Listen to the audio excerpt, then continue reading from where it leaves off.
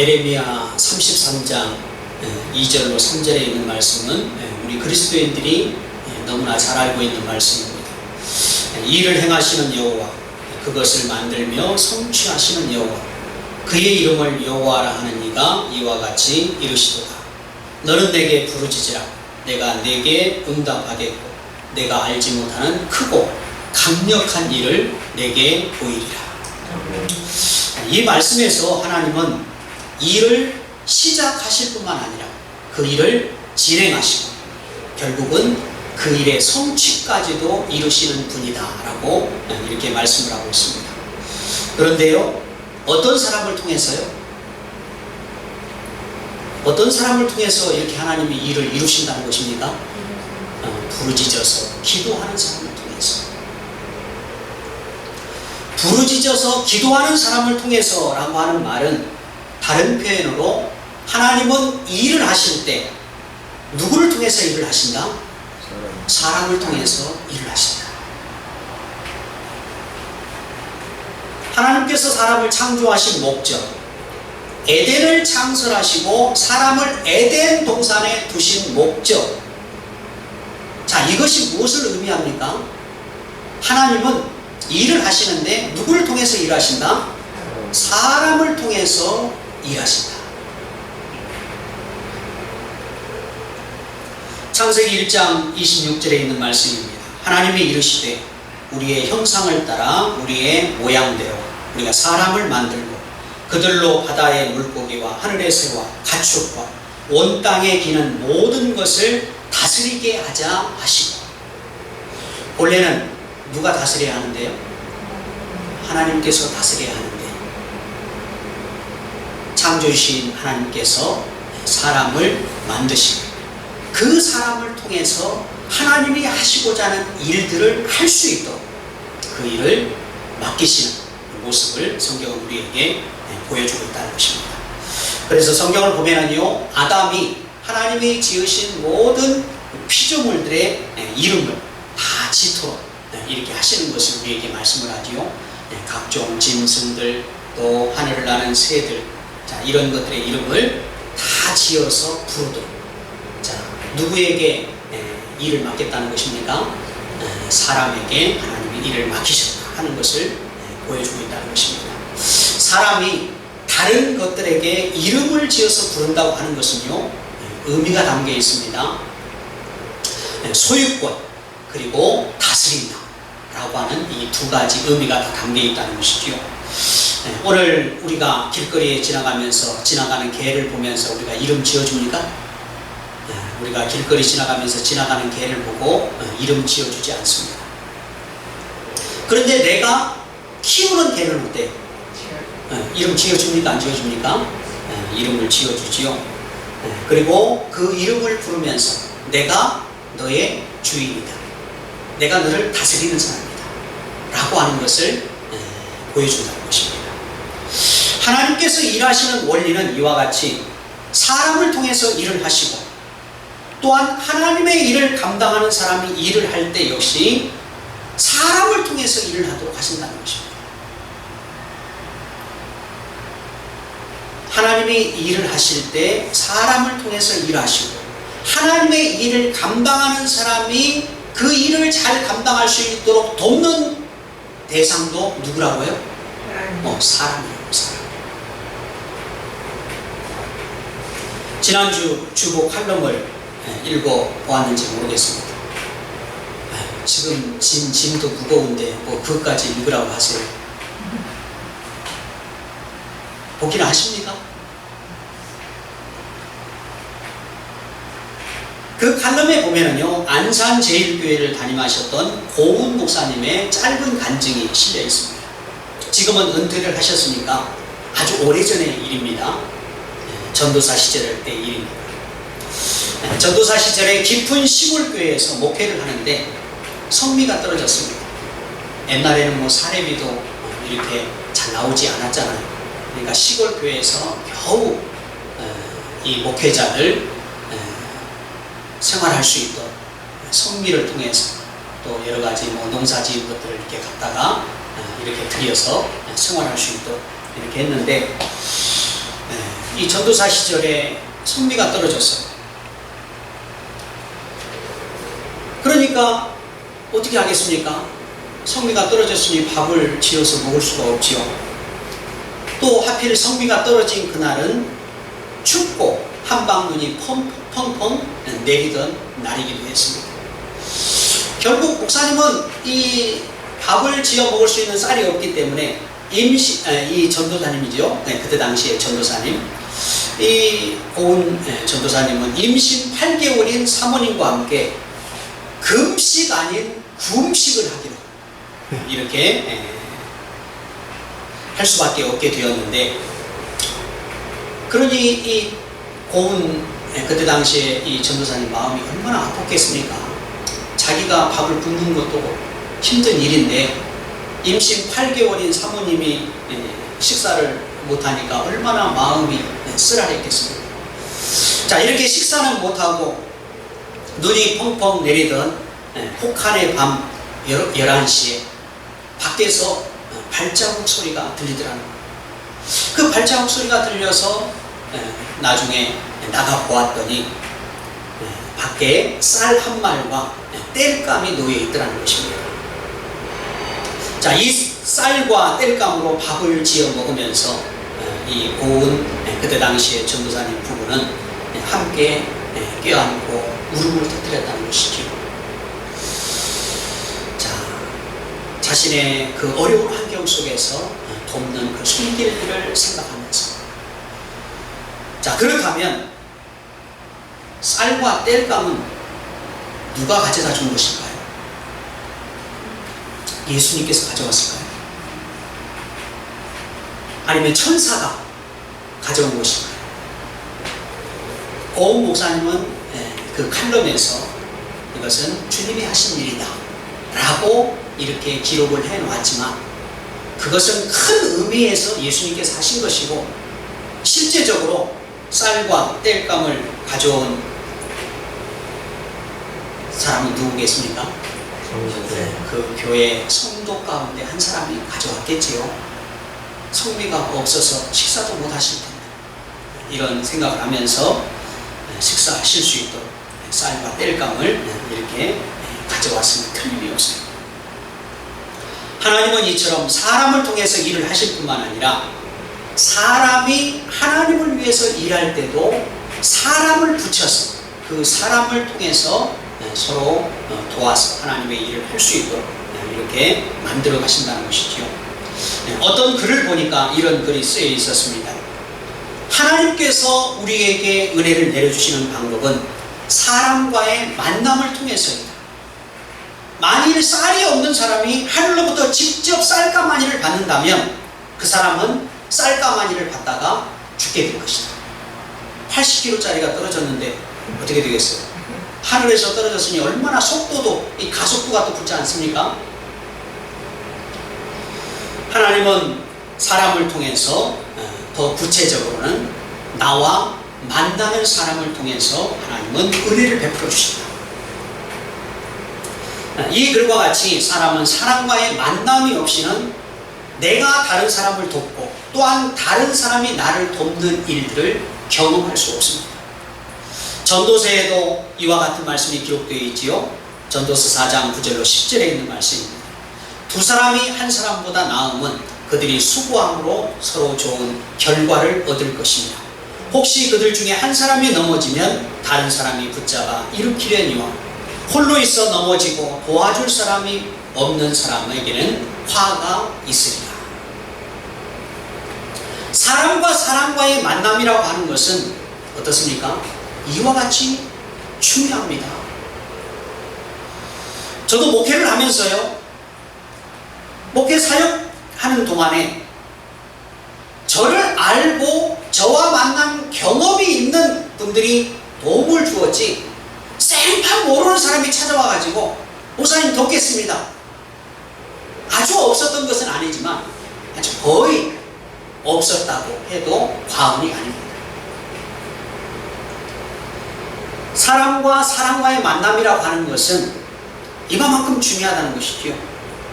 그런데요, 사람이 사람을 만나는 이러한 만남이 다 다 좋은 만남으로 다 끝나느냐? 사람이 만나서 내가 어떤 사람을 만났는데 그 만남이 좋은 만남으로 끝나면 얼마나 좋겠습니까? 머릿속에 두고두고 기억나고 또 봤으면 좋겠다 라는 생각이 나요. 그런데 우리가 살다 보면 어때요? 정말 좋은 만남도 있는가 하면 그렇지 못한 만남도 있지요. 작가 정채봉이 지은 만남이라고 하는 글이 있습니다. 참 의미가 있는 글인데요. 자, 이 내용도 주보 칼럼에 올라왔습니다. 역시 안 봤죠? 작가 정채봉이 지은 만남이라고 하는 글 내용을 보면 이런 내용이 실려 있습니다. 가장 잘못된 만남은 생선과 같은 만남이다. 만날수록 비린내가 묻어옵니다. 만나고 났는데 비린내가 뒤끝이 불쾌하다는 것입니다. 가장 조심해야 할 만남은 꽃송이 같은 만남입니다. 필요 있을 때는 환호하다가 시들면 버립니다. 자, 꽃다발 사람들이 좋아합니까? 좋아하지 않습니까? 다 좋아합니다. 그런데 시들면 예쁘다고 해요? 갖다 버려라 그러잖아요. 가장 비천한 만남은 건전지와 같은 만남입니다. 힘이 있을 때는 간수하고 힘이 다 닳았을 때는 던져버립니다. 같은 의미지요. 가장 시간이 아까운 만남은 지우개와 같은 만남입니다. 금방의 만남이 순식간에 지워져 버립니다. 만나기는 했어요. 근데 하나도 기억에 남는 게 없는 거예요. 그 사람에 대해서. 마지막으로 이렇게 말을 합니다. 가장 아름다운 만남은 손수건과 같은 만남이다. 힘이 들 때는 땀을 닦아주고 슬플 때는 눈물을 닦아줍니다.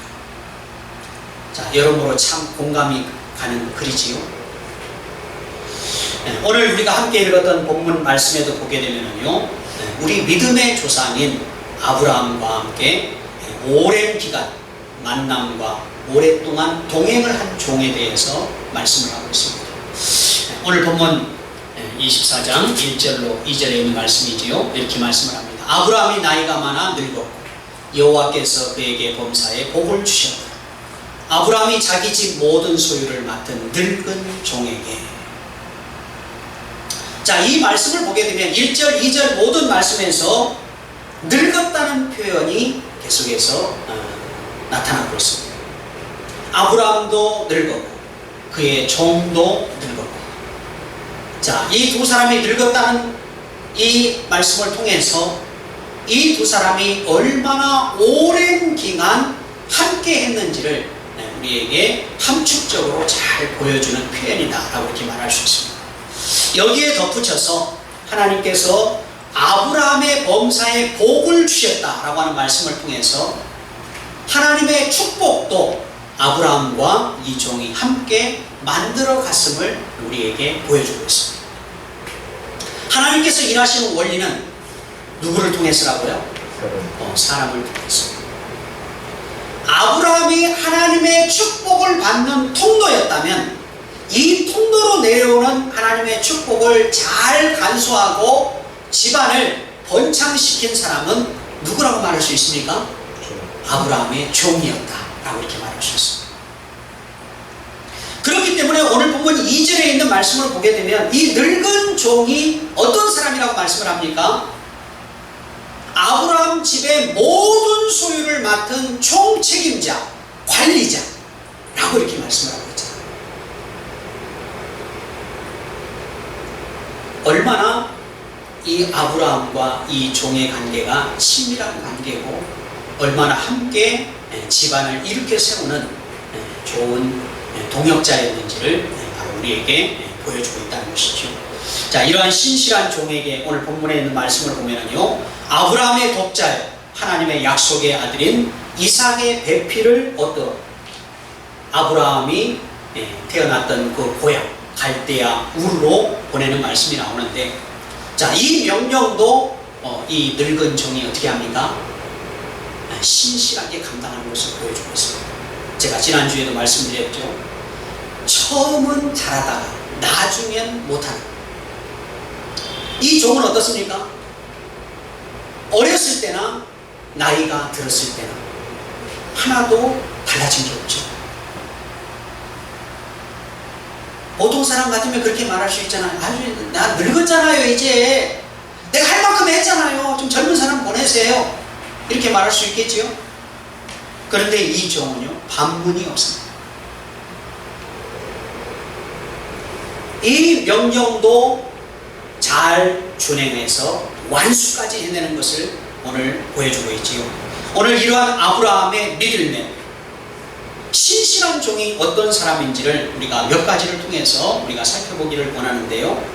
첫 번째로 아브라함의 이 늙은 종은 아브라함과 같이 하나님을 경외하는 믿음의 사람이었다는 것입니다. 사람만 좋은데 믿음이 없으면 우리가 100점짜리 사람이다 라고 말할 수 있겠습니까? 자, 사람도 좋아야 되고 믿음도 있어야지 정말 좋은 사람이다.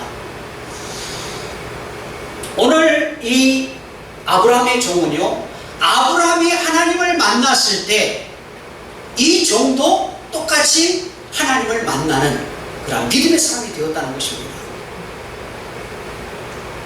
오늘 보면 3절에 있는 말씀을 보면은요, 아브라함이 이 종과 더불어서 맹세를 하면서 누구의 이름을 가지고 맹세를 하느냐? 하나님의 이름을 가지고 맹세를 합니다. 내가 너에게 하늘의 하나님, 땅의 하나님이신 여호와를 가리켜 맹세하게 하노니. 아브라함이 믿었던 하나님을 이 종이 믿지 않았다고 한다면 하나님의 이름으로 맹세를 같이 할 수 있습니까? 맹세를 같이 할 수 없지요.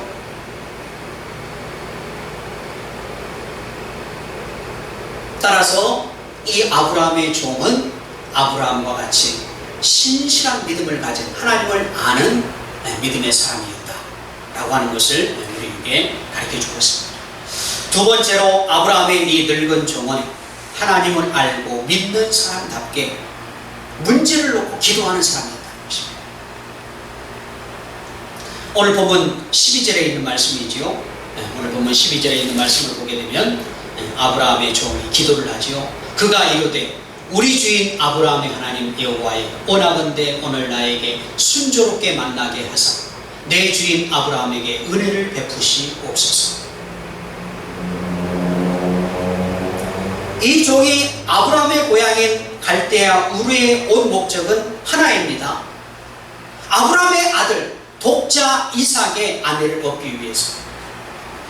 그런데 미리 정지해 둔 처자가 있습니까? 없습니까? 없습니다. 가나안 땅과 오늘 이 종이 온 갈대아 우르까지의 거리는 직선 거리로만 해도 1000km입니다. 서울에서 부산을 왕복을 해야 되는 먼 거리를 온 거예요. 그런데 직선 코스로만 갔겠어요? 오늘날에야 고속도로가 있으니까 직선으로 가겠지만 과거에는 뭐 이리 돌고 저리 돌고 하면서 얼마나 많은 거리를 돌아서 갔겠습니까? 그런데 이 먼 거리를 뭘 타고 갔을까요? 비행기 타고 갔을까요? KTX를 타고 갔을까요? 그때 당시에 뭘 타고 갑니까? 낙타를 타고 가죠. 낙타. 아마 몇 개월이 걸렸을지 모르지요. 이 먼 거리까지 오는데 낙타를 타고 1000km가 넘는 거리를 왔는데, 더 중요한 사실은 이 먼 거리를 왔다는 게 문제가 아니고 내가 여기에 온 목적을 제대로 달성할 수 있을까? 멀리 오기까지는 왔는데 목적을 달성하지 못하고 돌아간다면 그 발걸음이 어떻게 되겠어요? 떨어지지 않겠지요? 이런 때에 믿음의 사람이 할 수 있는 게 뭐죠? 믿음의 사람이 할 수 있는 것은 하나님 앞에 무릎을 꿇는 것입니다. 우리가 문제를 만났습니다. 어려운 일을 만났습니다. 내가 어떻게 풀 수 없는 그러한 일을 맞닥뜨렸을 때 우리는 하나님 앞에 무릎을 꿇고 기도를 해야 한다는 것이죠. 이 기도를 통해서 하나님께서 예비해 놓으신 리브가를 오늘 이 종이 순조롭게 만나게 되는데, 자, 이러한 하나님의 응답에 대해서 오늘 본문이 기록된 창세기 24장 26절에 있는 말씀을 보게 되면 이 종이 이렇게 하나님 앞에 감사를 표합니다. 이에 그 사람이, 아브라함의 종을 말하죠. 아브라함의 종이 머리를 숙여 여호와께 경배하고, 자, 자신이 하나님 앞에 기도한 것을 하나님께서 받으시고 응답 주신 것에 대해서 오늘 이 종이 어떻게 하고 있습니까? 하나님께 예배와 영광을 올려드리고 있다는 거예요. 내가 하나님 앞에 기도했는데 그 기도가 응답받았어요. 그러면 어떻게 해야 되겠습니까? 그냥 지나가는 게 아니라 하나님 앞에 영광 드리고 또 하나님을 찬송하는 이러한 모습으로 나가야 되겠지요. 마지막으로 세 번째, 아브라함의 이 늙은 종은 자신의 맡은 직무에 언제나 충성된 사람이었다는 것입니다. 맡은 직무에 충성된 사람이라고 하는 것은 어떤 사람을 의미하느냐? 신뢰할 수 있는 사람을 말합니다. 신뢰할 수 있는 사람.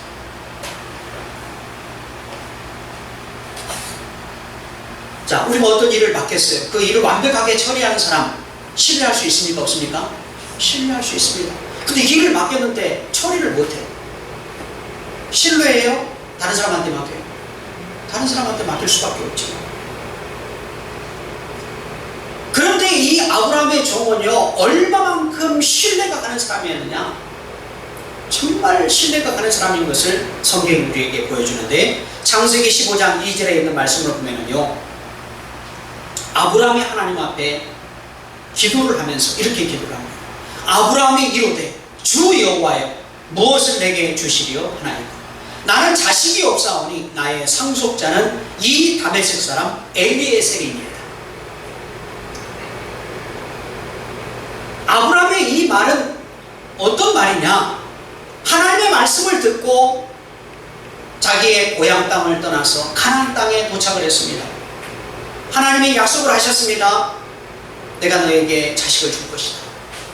내가 너로 큰 민족을 이루도록 만들 것이다. 이렇게 하나님의 말씀을 듣고 가나안 땅에 왔는데 하나님이 빨리 응답을 해주면 얼마나 좋겠어. 우리가 기도할 때도 그렇잖아요. 내가 기도할 때마다 바로바로 응답이 왔으면 얼마나 좋겠어요. 오늘 아브라함이 하나님의 약속의 말씀을 듣고 순종해서 가나안 땅에 도착을 했는데 10년이 다 되도록 자식이 없는 거예요. 아브라함의 나이가 75세에 하나님의 부름을 받았습니다. 자, 10년이 되었으면 몇 살입니까? 85세. 자식이 없어요. 자, 이런 상황 속에서 하나님이 자식을 주지 않으니까 아브라함이 하는 말이 무엇입니까? 오늘 본문에 등장하고 있는 이 늙은 종, 이 종을 아들이 없으니까 아들로 삼아서 나의 후계자, 나의 상속자로 만들어야 되지 않겠습니까?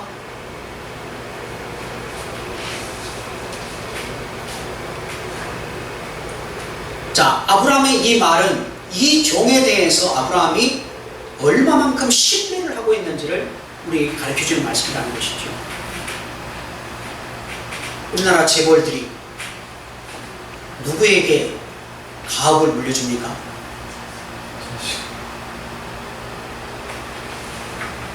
우리나라는 어떻게 하든지 자식에게 물려주려고 하잖아요. 여러분들은 재산을 누구에게 물려주고 싶어요? 남에게 물려주고 싶나요? 가진 게 없는데요? 라고 하는 분은 할 수 없고, 내가 많이 가지고 있다면 자식에게 물려주려고 하잖아요. 그런데 아브라함은 어때요?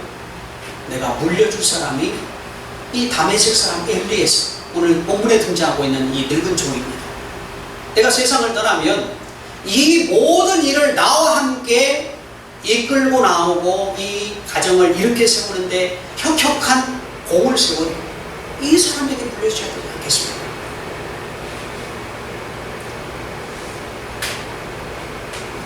오늘 우리가 믿음의 길을, 또 우리에게 주어진 삶을 살아가면서 이런 사람을 만나야 되지 않겠습니까? 야, 내가 무엇을 맡겨도 아깝지 않은 사람, 무엇을 맡겨도 믿음이 가는 사람.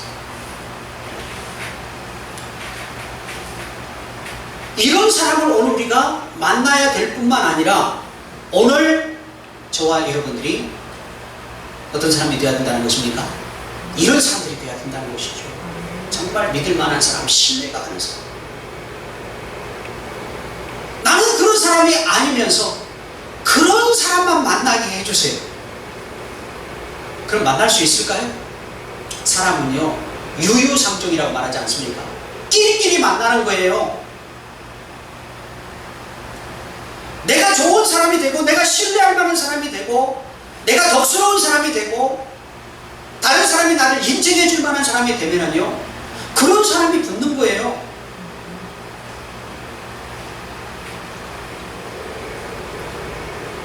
하나님은 누구를 통해서 일을 하신다? 사람을 통해서 일을 하신다. 오늘 우리가 믿음 생활하면서요, 하나님의 교회니까 하나님께서 알아서 하세요. 성경적입니까? 성경적이지 않습니까? 성경적이지 않습니다. 제 질문이 어렵나요? 하나님의 일, 하나님의 교회니까 하나님께서 다 하세요. 하나님이 다 알아서 하세요. 하나님은 누구를 통해서 일을 하신다? 사람을 통해서 하신다.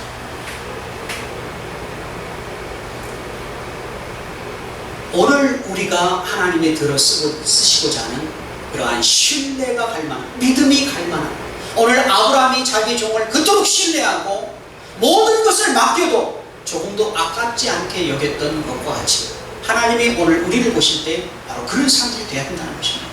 그런 사람이 될 때에 하나님께서 오늘 우리에게 적합한 사람, 꼭 필요한 사람들을 만나도록 역사해 주시지 않겠습니까?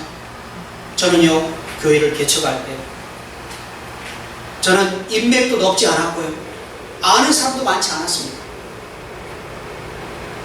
난 그래서 교회를 개척을 할 때요, 이 교회를 개척을 해가지고 어떻게 이 사역을 할 수 있을까? 교회 사역이라고 하는 것이 성도가 있어야지 사역을 하고 뭔가 함께 협력하는 사람들이 있어야지 사역을 하는데, 나는 인맥도 넓지 않고 뭐 많은 사람들도 알지 못하고, 그런데 하나님께서 돕는 손길들을 붙여주십니다. 지금까지 제가 목회하면서 물질로 어려움 당한 적이 없습니다. 큰 일을 벌렸어도요, 내가 물질 때문에 막 쩔쩔매고 물질이 없어가지고 막 백방으로 뛰어다니고 그러지 않았습니다. 그렇다고 해가지고 교회 성도들이 개척을 하자마자 막 몰려들고 그래가지고 모든 것이 넉넉해가지고 다 그렇게 일을 해왔느냐? 그렇지도 않았습니다. 그런데도 하나님은 사람을 통해서 일을 하시더라고요. 오늘 우리가 하나님께서 믿을 만한, 하나님께서 신뢰하실 만한 그런 사람이 되면요, 하나님은 오늘 우리에게도 돕는 손길들을 붙여주신다는 것입니다. 아브라함이 모든 것을 맡기고 무엇을 주어도 조금 더 아깝지 않게 여겼던 오늘 본문에 등장하고 있는 이 늙은 종을 만났던 것처럼 오늘 우리가 바로 그러한 사람이 되고 또 그런 사람을 만날 수 있는 그러한 신실한, 하나님께서 기뻐하시고 인정하시는 사람들이 되어야 한다는 것이죠. 바로 이러한 하나님께서 우리를 기뻐하시고 인정하시고 또 우리를 돕는 손길들을 하나님께서 붙여주실 수 있는 그러한 삶으로 나아가는 귀한 성도들이 되기를 주의 이름으로 축원합니다.